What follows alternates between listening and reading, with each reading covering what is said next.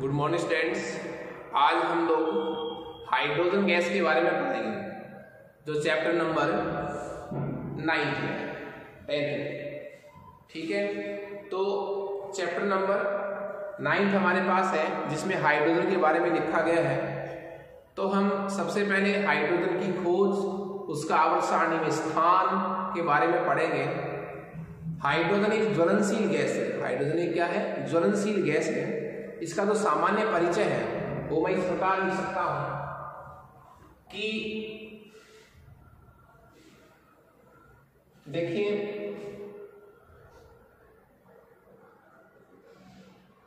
Hydrogen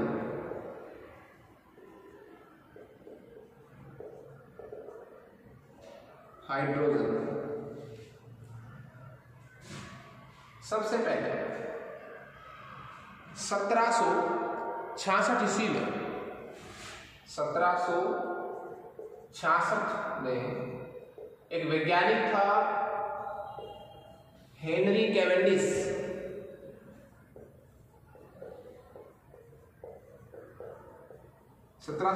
ईस्वी में एक वैज्ञानिक था हेनरी कैवेंडिश ने इसकी क्या की?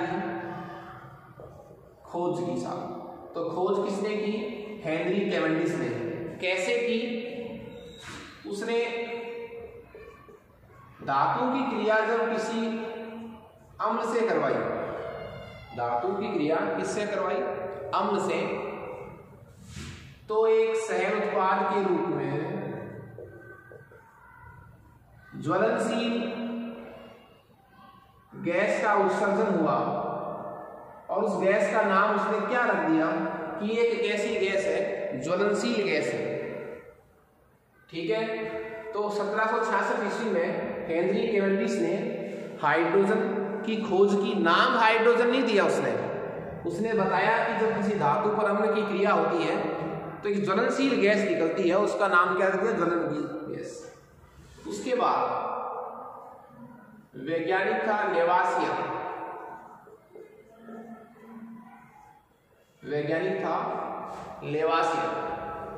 लेवासियर नामक वैज्ञानिक ने क्या नाम दिया इस ज्वलनशील गैस को? हाइड्रोजन नाम दिया। इस ज्वलनशील गैस का क्या नाम दिया? हाइड्रोजन। इसकी बात करें मैं उपलब्धता की, उपलब्धता की, स्रोत की, तो देखिए इसका जो प्रतीक है, इसका जो क्या है प्रतीक, वो है H। हाइड्रोजन का प्रतीक क्या है? H, जिसको मैं इस तरह भी कह सकता हूं कि परमाणु क्रमांक कितना है? 1। हाइड्रोजन में प्रोटॉन की संख्या कितनी है? 1। न्यूट्रॉन की संख्या कितनी है? 0। हाइड्रोजन का प्रतीक हो गया मास नंबर भी 1। इसका एक नाम और भी होता है, इसको प्रोटियम भी कहते हैं। सबसे पहले आने वाला प्रोटियम। हाइड्रोजन के प्रतीक को मैं क्या कहूंगा? प्रोटियम। प्रतीक क्या हो गया? H। उसके बाद इसमें प्रोटॉन की संख्या 1 है, न्यूट्रॉन की संख्या 0 है। तो हाइड्रोजन का प्रतीक क्या हो गया? 1H1। ठीक है, हाइड्रोजन का एक नाम और भी होता है, इसको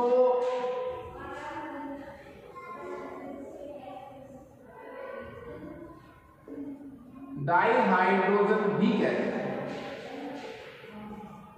इसका एक नाम क्या है? डाइहाइड्रोजन। इसका एक नाम डाइहाइड्रोजन भी है। अब इसको डाइहाइड्रोजन क्यों कहते हैं वो देखिए आप, क्योंकि जो हाइड्रोजन का एक अणु होता है, एक अणु में कितने परमाणु होते हैं? 2। एक अणु में, हाइड्रोजन के एक अणु में चूंकि कितने परमाणु होते हैं?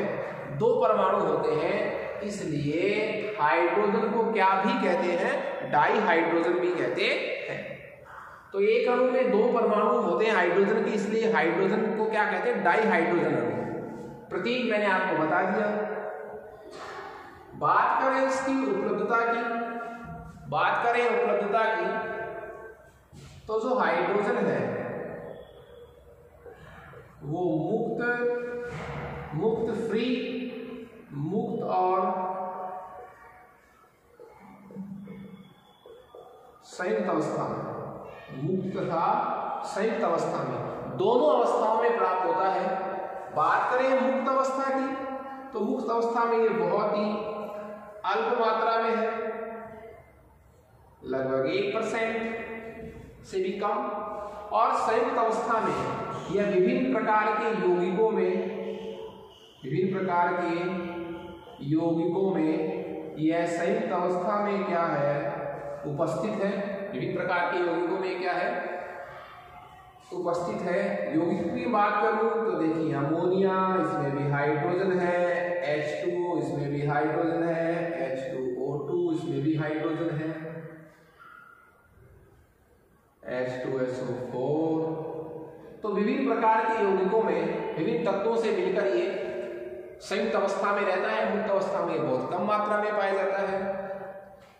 और इसकी सबसे जो अच्छी खास बात क्या है, वो क्या है, ये एक ऐसी गैस है, ज्वलनशील गैस है, स्वयं जलती है, जलने में सहायक नहीं है साहब, जलने में क्या नहीं है, जलने में क्या नहीं है, सहायक नहीं है।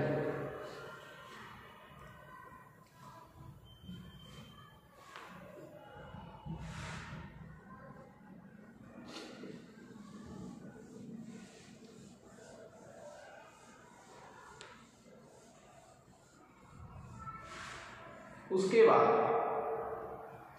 सामान्य परिचय के बाद अब हम हाइड्रोजन का इलेक्ट्रॉनिक विन्यास पढ़ेंगे। हाइड्रोजन का क्या पढ़ेंगे, इलेक्ट्रॉनिक विन्यास।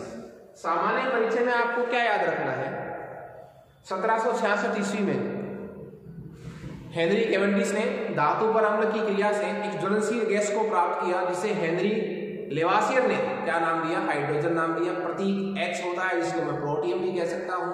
एक ज्वलनशील गैस है, क्या है, ज्वलनशील गैस है। प्रकृति में मुक्त तथा संयुक्त दोनों अवस्थाओं में पाई जाती है। संयुक्त अवस्था में विभिन्न यौगिकों जैसे जल के रूप में पाई जाती है। अब बात करें हाइड्रोजन के इलेक्ट्रॉनिक विन्यास के बारे में। हाइड्रोजन के इलेक्ट्रॉनिक विन्यास के बारे में। हाइड्रोजन के इलेक्ट्रॉनिक विन्यास के बारे में जब हम बात करें तो हाइड्रोजन का जो एटॉमिक नंबर होता है वो कितना होता है, 1। हाइड्रोजन का जो एटॉमिक नंबर है वो कितना है, 1। तो विन्यास हो गया 1s1। विन्यास क्या हुआ इसका, 1s1। पहला कोष, उसका s कोष, उसमें कितने इलेक्ट्रॉन, 1। इसके बाद का जो इंपॉर्टेंट टॉपिक है हमारा वो है हाइड्रोजन के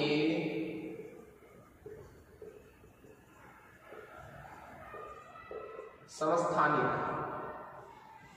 हाइड्रोजन के समस्थानिक। हाइड्रोजन के समस्थानिक पर जब बात करेंगे तो हाइड्रोजन के 3 समस्थानिक हैं। हाइड्रोजन के 3 समस्थानिक हैं।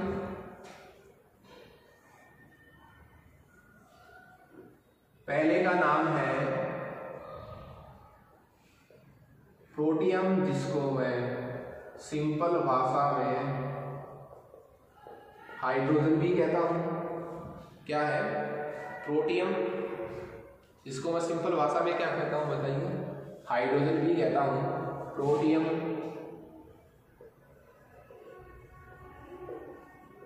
ड्यूटेरियम। प्रोटियम का प्रतीक क्या हो गया, H। ड्यूटेरियम का प्रतीक हो गया D। और ट्राइटियम का प्रतीक क्या हो गया, T। क्लियर है, प्रोटियम, ड्यूटेरियम, ट्राइटियम। समस्थानिक की परिभाषा क्या होती है, समस्थानिक होते हैं एक ही तत्व में, एक ही तत्व के भिन्न भिन्न परमाणु जिनमें परमाणु क्रमांक समान हो, परमाणु द्रव्यमान भिन्न भिन्न हो, आपस में क्या कहलाते हैं बताइए? यहाँ पे समस्थानिक कहलाते हैं। वापस से रिवाइज कर रहा हूं मैं। समस्थानिक की परिभाषा में एक ही तत्व के भिन्न भिन्न परमाणु, एक ही तत्व कौन है? हाइड्रोजन, उसके भिन्न भिन्न परमाणु जिनमें प्रोटॉन की संख्या समान, न्यूट्रॉन की संख्या भिन्न भिन्न होती है, परस्पर समस्थानिक कहलाते हैं। इसी भाषा को अपन एक और शब्दों में भी कह सकते हैं कि एक ही तत्व के भिन्न भिन्न परमाणु जिनमें परमाणु क्रमांक समान, मतलब परमाणु क्रमांक क्या होता है? प्रोटॉन की संख्या। तो जिनमें प्रोटॉन की संख्या समान हो तथा न्यूट्रॉन की संख्या भिन्न भिन्न हो, क्योंकि जब आप कह रहे हो कि प्रोटॉन की संख्या तो समान है, द्रव्यमान संख्या भिन्न भिन्न है, तो जो प्रोटॉन की संख्या समान है, द्रव्यमान संख्या चूंकि भिन्न है, तो द्रव्यमान संख्या क्या होता है? प्रोटॉन प्लस न्यूट्रॉन का योग ही तो क्या होता है? द्रव्यमान संख्या होता है। प्रोटॉन प्लस न्यूट्रॉन का योग ही तो क्या होता है? द्रव्यमान संख्या होता है। तो जब आप ये सेम बता रहे हो, ये अलग अलग बता रहे हो, इसका मतलब किसकी वैल्यू अलग अलग है? न्यूट्रॉन की वैल्यू अलग अलग है। तो समस्थानिक की परिभाषा में मैं क्या कह सकता हूँ कि एक ही तत्व के भिन्न भिन्न परमाणु जिनमें प्रोटॉन की संख्या समान, न्यूट्रॉन की संख्या भिन्न भिन्न होती है, वो क्या कहलाते हैं? परस्पर समस्थानिक। तो प्रोटियम, ड्यूटेरियम और ट्राइटियम, देखिए तीनों हैं तो हाइड्रोजन ही। प्रोटियम में क्या होता है? प्रोटियम का प्रतीक जो है वो है इस तरह, मतलब इसमें प्रोटॉन कितने हैं? 1, न्यूट्रॉन कितने हैं? 0, और द्रव्यमान संख्या कितनी है? 1। ध्यान से सुनिए आप। प्रोटियम, जिसको मैं हाइड्रोजन भी कह सकता हूं, इसमें प्रोटॉन कितने हैं? 1, न्यूट्रॉन कितने हैं? 0, और द्रव्यमान संख्या कितनी है? 1। अब जो ड्यूटेरियम है, जिसका प्रतीक क्या है? ड्यूटेरियम, उसका भी एक फॉर्मूला है, प्रतीक है, लिखने का तरीका है ये 1H2। ये भी हाइड्रोजन ही है। परमाणु क्रमांक कितना है? 1, पर द्रव्यमान संख्या कितनी है? 2। द्रव्यमान संख्या कितनी है? 2। तो मैं कह सकता हूं प्रोटॉन कितने हुए? 1। प्रोटॉन कितना हुआ? 1। ये प्रोटॉन हो गया 1। और फिर न्यूट्रॉन कितना हुआ? तो ये ऊपर वाली तो द्रव्यमान संख्या टोटल है प्रोटॉन प्लस न्यूट्रॉन का, ये प्रोटॉन है, तो घटा दो, कितने न्यूट्रॉन आए? 1। तो प्रोटॉन 1 है, न्यूट्रॉन 1 है, द्रव्यमान संख्या कितनी है? 2। यहां द्रव्यमान संख्या लिखी जाती है या परमाणु क्रमांक का मान लिखा जाता? बात करें हम ट्राइटियम की, इसका प्रतीक भी कह सकते हैं 1s3।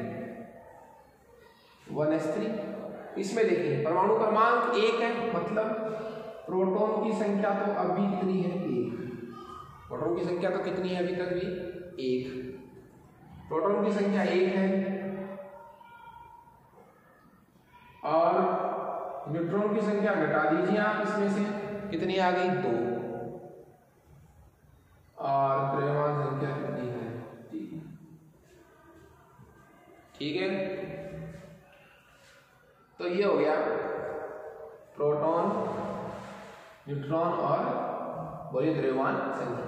अब देख लीजिए आप, जिन समस्थानिक क्या होते हैं? जिनमें प्रोटॉन की संख्या क्या हो? समान। ये देखिए आप, प्रोटॉन की संख्या समान है, द्रव्यमान संख्या भिन्न भिन्न हो 1, 2, 3, या फिर प्रोटॉन की संख्या तो समान हो और न्यूट्रॉन की संख्या भिन्न भिन्न होता है। न्यूट्रॉन देखिए 0, 1, 2, तो ये आपस में क्या कहलाते हैं? समस्थानिक। जब हम एक सूत्र लिखते हैं कि जल का रासायनिक सूत्र क्या होता है? जल का रासायनिक सूत्र होता है H2। जल का रासायनिक सूत्र क्या होता है? H2। तो यहां जो H है वो कौन सा है साहब? कौन से प्रकार का समस्थानिक है? प्रोटियम। और एक लिखते हैं पर भारी जल का सूत्र, भारी जल का सूत्र क्या लिखते हैं? D2। यहां जो D है वो ड्यूटेरियम है साहब, मतलब है तो हाइड्रोजन ही, पर हाइड्रोजन का एक क्या है? समस्थानिक है। हाइड्रोजन का एक क्या है? समस्थानिक है। तो ये हाइड्रोजन का सामान्य परिचय था, और हाइड्रोजन के समस्थानिक थे।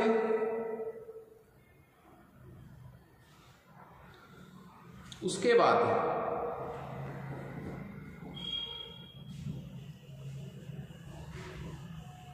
हमारा टॉपिक है कि हाइड्रोजन का आवर्त सारणी में स्थान क्या होता है।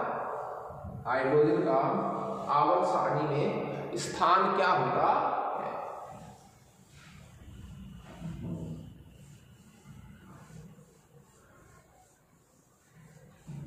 स्थान की जहां तक बात करें, आधुनिक आवर्त सारणी में हाइड्रोजन को सबसे ऊपर रखा गया है।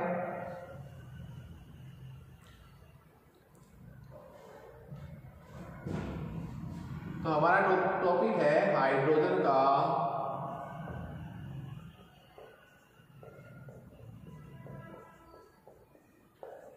आवर्त सारणी में स्थान। हाइड्रोजन का आवर्त सारणी में स्थान। तो देखिए इसका विन्यास क्या होता है। विन्यास था 1s1। पहले बाह्यतम कोश में कितने इलेक्ट्रॉन? 1। तो ये कैसे वर्ग में रखने के लिए लायक है? पहले वर्ग में। ये इलेक्ट्रॉन त्याग कर -1 ऑक्सीजन अवस्था भी प्रदर्शित कर सकता है। इसका मतलब ये इसका कहाँ रखने वाला होना चाहिए? 17वें वर्ग में। तो इसको कहाँ रखें और कहाँ रखना चाहिए था, क्यों नहीं रखा, इसके बारे में अपन पढ़ रहे हैं। तो फर्स्ट हमारा जो लॉजिक है, जो तर्क है कि हाइड्रोजन परमाणु की आवर्त सारणी में स्थिति कहाँ होनी चाहिए। तो पहली हमारी कंडीशन है कि हाइड्रोजन को प्रथम वर्ग में, हाइड्रोजन को प्रथम वर्ग में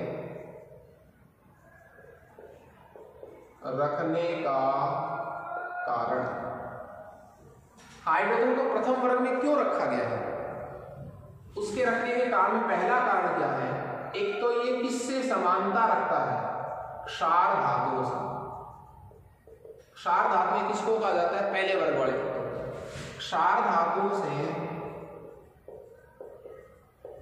समानता होने के कारण इसको कहां रखने का औचित्य बन रहा है? पहले वर्ग में रखने का औचित्य बन रहा है। अब क्या समानताएं हैं वो देखिए आप। क्षार धातुओं से क्या रखता है? ये समानताएं रखता है। और वो समानता क्या है वो देखिए आप। पहली समानता इलेक्ट्रॉनिक विन्यास समान है साहब। क्षार धातुओं से समानता क्या है वो देखिए आप। एक तो इलेक्ट्रॉनिक विन्यास समान है। हाइड्रोजन का इलेक्ट्रॉनिक विन्यास क्या होता है? 1s1। और क्षार धातु मतलब पहले वर्ग के तत्वों के बाह्यतम कोश का भी सामान्य इलेक्ट्रॉनिक विन्यास क्या होता है? n-1। इसलिए इसको क्षार धातु से क्या मिल रही है? समानता मिल रही है। दूसरी बात करें अपन, यह भी क्षार धातुओं की तरह विद्युत धनात्मक प्रकृति का है। यह भी क्षार धातुओं की तरह क्या है साहब? विद्युत धनात्मक प्रकृति का। वो कैसे पता चला? हाइड्रोजन भी एक इलेक्ट्रॉन त्याग कर H+ आयन बदलने की क्षमता रखता है और क्षार धातुएं भी आसानी से एक इलेक्ट्रॉन त्याग कर क्या बनाने की क्षमता रखती है? धनायन बनाने की। तो हाइड्रोजन में तथा क्षार धातु में जो कौन से वर्ग में है? पहले वर्ग में है। दोनों में हाइड्रोजन को त्याग कर धनायन बनाने की प्रवृत्ति पाई जाती है।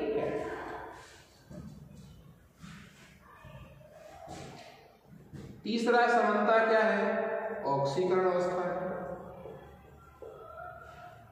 ऑक्सीकरण अवस्था की समानता है। हाइड्रोजन की सामान्य ऑक्सीकरण अवस्था B+1 होती है और पहले वर्ग मतलब क्षार धातु की सामान्य ऑक्सीकरण अवस्था भी कितनी होती है? +1। क्यों? क्योंकि क्षार धातु के बाह्यतम कोश में भी कितने इलेक्ट्रॉन होते हैं? 1। तो उनकी भी सामान्य ऑक्सीकरण अवस्था जो है वो कितनी है? +1 है। संयोजकता दोनों की 1 है। संयोजकता दोनों की क्या है? 1। वो चाहे हाइड्रोजन हो चाहे क्षार धातु हो।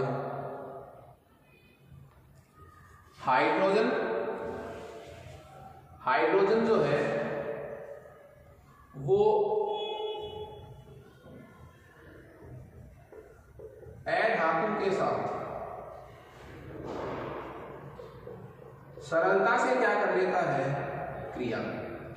वो कार्बन हो, कोई ऑक्सीजन हो, तो क्षार धातुओं की तरह हाइड्रोजन भी अधातुओं से आसानी से क्रिया कर लेता है। ये इतनी समानताएं हैं साहब। ये समानताएं कौन सी हैं? जो क्षार धातुओं में भी है और हाइड्रोजन में भी है। इसलिए हाइड्रोजन को कहां रखने का औचित्य है? प्रथम वर्ग में। क्यों? क्योंकि प्रथम वर्ग में क्षार धातुएं होती हैं और क्षार धातुओं में हाइड्रोजन में ये इतनी समानताएं पाई जाती हैं, इतनी समानताएं हो गई, तो उसको कहां रखने का औचित्य बन रहा है? प्रथम वर्ग में। लेकिन साहब इतनी समानताएं ना, इतनी ही क्या है, असमानताएं भी है। असमानताओं का मतलब हाइड्रोजन में और क्षार धातु में, पहले वर्ग के तत्वों में बहुत अधिक असमानताएं भी है। तब थोड़ा मन ऐसे करता है कि इसको कहां नहीं रखें, प्रथम वर्ग में नहीं रखें। तो असमानताएं कौन सी हैं वो भी हम पढ़ लेते हैं।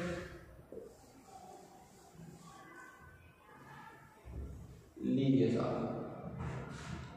असमानता क्षार धातुओं से असमानताएं, ये तो क्षार धातुओं से समानताएं थी। और अब हम क्या पढ़ रहे हैं, बोलिए, क्षार धातुओं से असमानताएं। देखिए, हाइड्रोजन एक क्या है? प्रारूपिक अधातु। सामान्यतः कैसी प्रकृति की होती है? हाइड्रोजन अधात्विक प्रकृति की होती है। जबकि वर्ग प्रथम जो तत्व है वो कैसी प्रकृति के हैं? धातु प्रकृति के। तो अलग हो गए। हाइड्रोजन एक प्रारूपिक अधातु है। वर्ग एक के तत्व जिनको मैं क्षार धातु भी कहता हूं वो धात्विक प्रकृति के हैं। तो एक अंतर हो गया। फिर देखिए, हाइड्रोजन एक कैसा अणु है? द्विपरमाणु। हाइड्रोजन के एक अणु में हाइड्रोजन के दो परमाणु होते हैं, तो हाइड्रोजन एक द्विपरमाणु अणु है। जबकि वर्ग जो प्रथम है वो कैसे हैं? एक परमाणु। कैसे हैं? एक परमाणु। एक परमाणु है, एक परमाणु।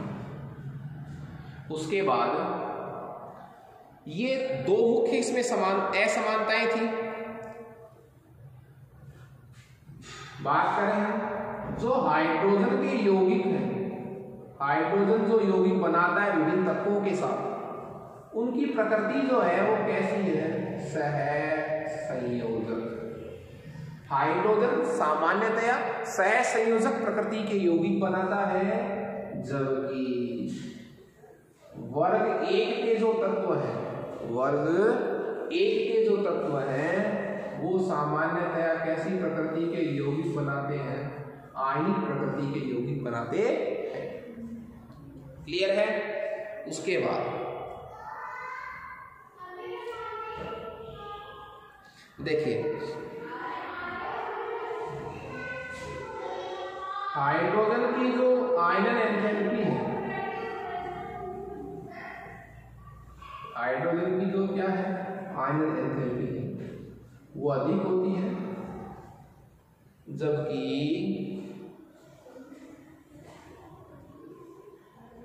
क्षार धातुओं की आयनन एंथैल्पी क्या होती है? कम।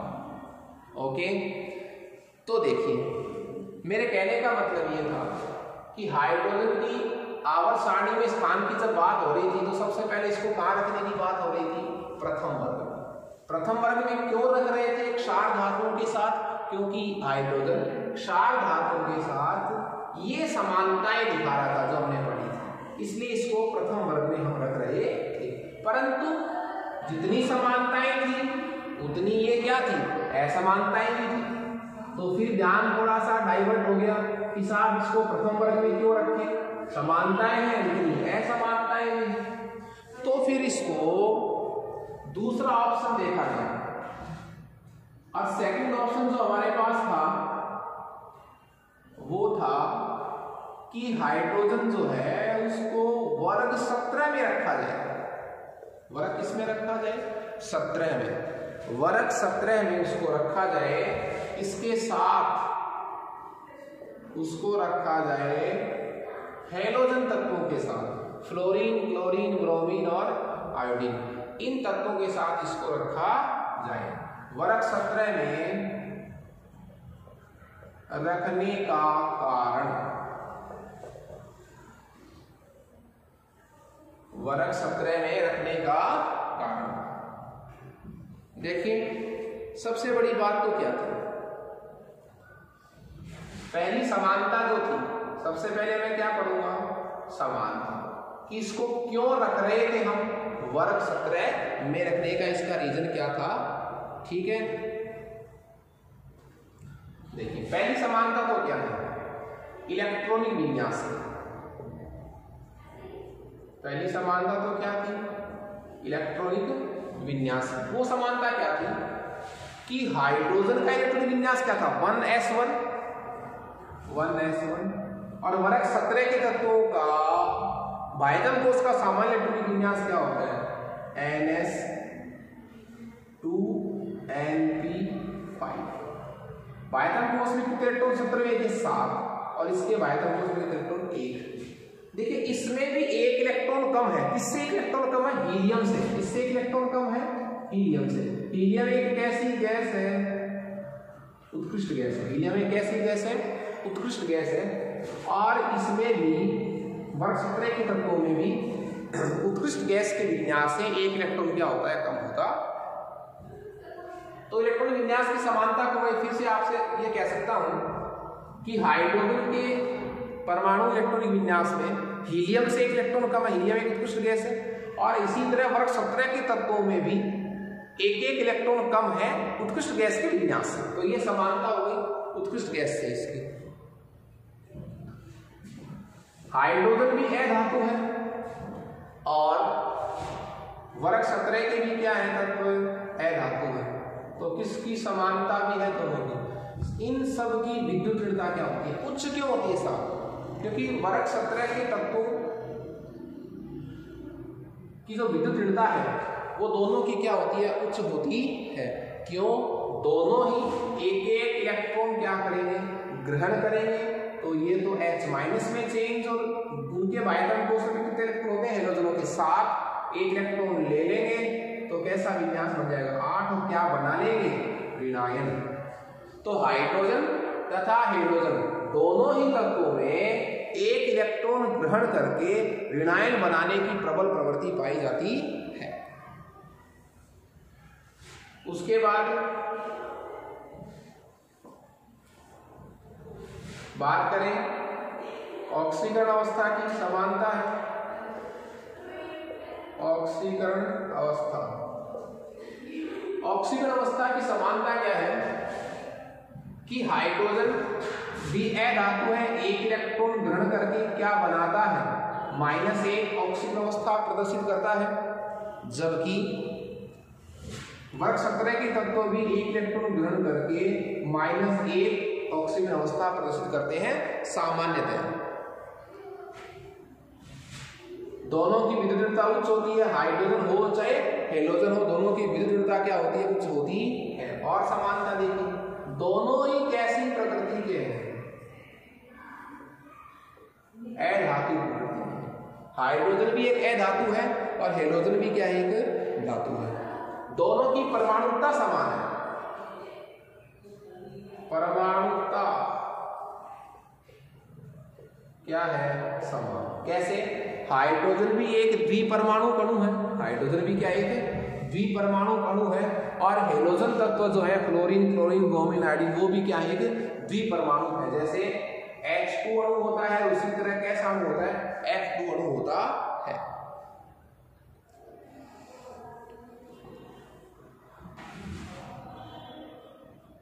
धातु हो या फिर क्या हो? अधातु से क्रिया भी हाइड्रोजन जो है वो हेलोजन की तरह ही करता है। इसमें और कुछ भी समानताएं हैं। जैसे एनोड पर मुक्त होना, हाइड्रोजन हो चाहे हेलोजन हो, जब भी इनको विद्युत अपघटन द्वारा प्राप्त किया जाता है, जब भी इनको विद्युत अपघटन द्वारा प्राप्त किया जाता है तो ये एनोड पर मुक्त होते हैं। दोनों के यौगिक जो हैं वो सहसंयोजक प्रकृति के होते हैं। तो नेक्स्ट क्लास में हम ये पढ़ेंगे कि वर्ग 17 के तत्वों के साथ इनकी असमानताएं क्या है। ये तो हमने क्या पढ़ी, समानताएं, असमानताओं को हम नेक्स्ट क्लास में पढ़ेंगे। Okay, thank you students.